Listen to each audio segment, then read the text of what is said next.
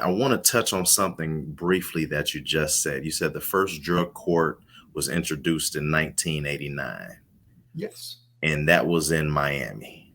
correct. Yes. And when I think about 89, I was 8 years old.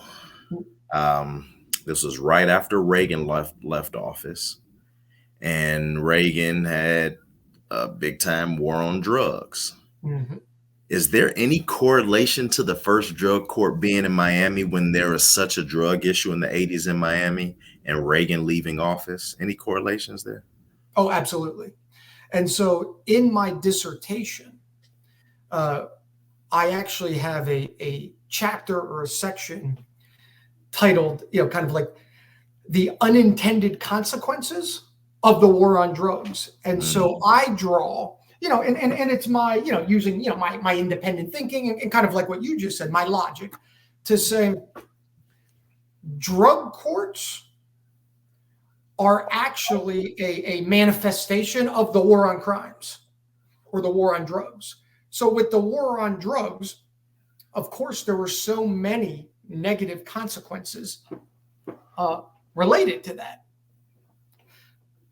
Many, some of the most obvious increases in arrest in urban communities, mainly Black and brown communities, therefore increased prosecution, increased incarceration. So there were so many negative consequences that come from the war on drugs. One of, if we have to try and draw something positive, a positive thing to come out of the war on drugs was the development of drug courts. Because in Dade County, Miami, Florida, in 1989, the judge saw an increase in crack cocaine arrest. And there was this revolving door phenomenon. You're arrested for crack cocaine. We put you in county prison for, say, 3-6 months. You get out, you use crack cocaine again, and you're back in front of the judge. And the judge at that time said, we continue incarcerating people who have an addiction. Why don't we try something different and treat them? And if we provide treatment, that may lead to addiction recovery. Hence, they will stay out of the criminal justice system. So there is no doubt in my mind, and my dissertation speaks to this, that the war on drugs certainly had devastating consequences. A positive to come from it is that a judge, and I don't know his or her name, but a judge in 1989 said, we need to do something different. Let's change the model from incarceration to treatment. And we're not talking about violent offenders. If an individual, we're talking about aggravated assault and rape, and we're not talking about that. We're talking about individuals who tended to have nonviolent histories. Their issue was addiction, and they kept on getting arrested for using drugs. And the issue was that drugs were illegal, right?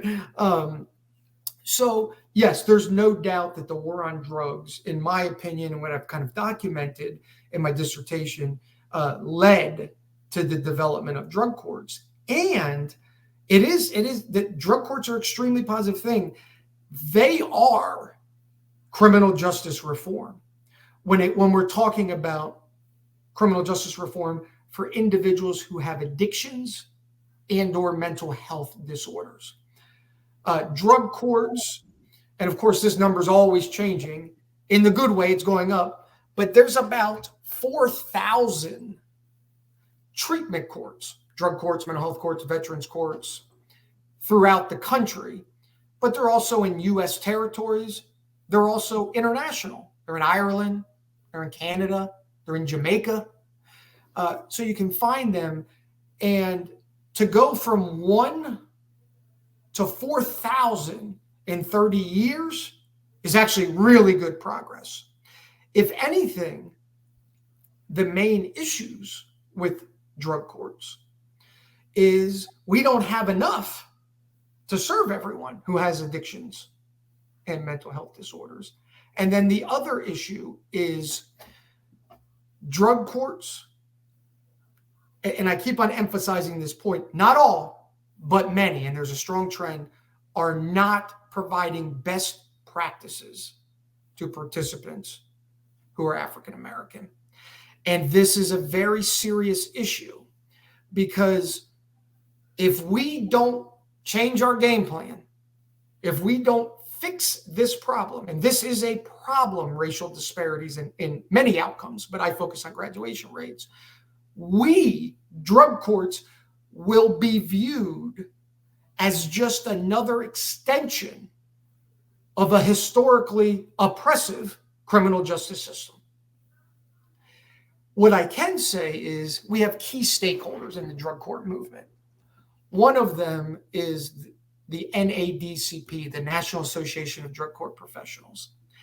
I do consulting work for them, and I commend them because they were the first. They're the leaders of the drug court movement. They were the first to say, this is a problem. We're not wiping it under the carpet. We need to address this issue of why African Americans are graduating less than white participants. And not only have they addressed it, they have, put their services to that statement, meaning they do many great works, but they teach like an equity and inclusion curriculum for drug courts, and it's free, right? I mean, I'm sure they're getting funded by the federal government. I don't know the funding, but courts can apply to get equity and inclusion training. Each year, NADCP does a conference where 8,000 people across the world come to focus on criminal justice reform. But here's the key thing. An important thing is criminal justice systems, not just educational systems, have done this too, but that's beyond my area. Criminal justice systems, for years, decades, historically have seen oppression, discrimination, racism, hate within their systems, disparities in their systems. And many criminal justice systems have just ignored it. They've wiped it under the carpet. The drug court movement has not. They've said this is a serious problem. And we love our drug court movement because drug courts work, no doubt about it. But we will not stop until there are equal outcomes for everyone. So whether you're male or female, we want you graduating at equal rates. Black, white, or brown, we want you graduating at equal rates. Here's the key thing. Besides the fact that we have not wiped it under the carpet, good, we need to address it. There are two ways of addressing this problem. And again, the problem is African Americans in some programs graduate less. They have poorer outcomes than their white counterparts in some treatment courts. Here's the key thing. You can view this problem in two ways. Others can say, well, what's going on with African Americans? What's wrong with African Americans? Why aren't African Americans doing well in the program? Or you can view it this way. What's going on with us, the provider, in how we serve African Americans? See, those are two different lenses of how to address this problem. The one is what I would call an oppressive lens. It certainly would be an anti-social work lens. Is what's wrong with African Americans? That would be, again, what I call an anti-social work lens. And it's not going to lead us anywhere productive from a research standpoint, because the problem doesn't lie with African Americans. I approach my research as social workers. We approach our research as what is going on within the system in how they serve African Americans. And that's a vastly different approach from what other scientists, researchers have done in the past in addressing criminal justice reform issues. It's always been, what's wrong with that group? What's the problem with that group? As compared to saying, it actually may be how we are providing services to a particular population. And I think that that's the key thing that is going to continue moving us forward in eliminating racial disparities in outcomes.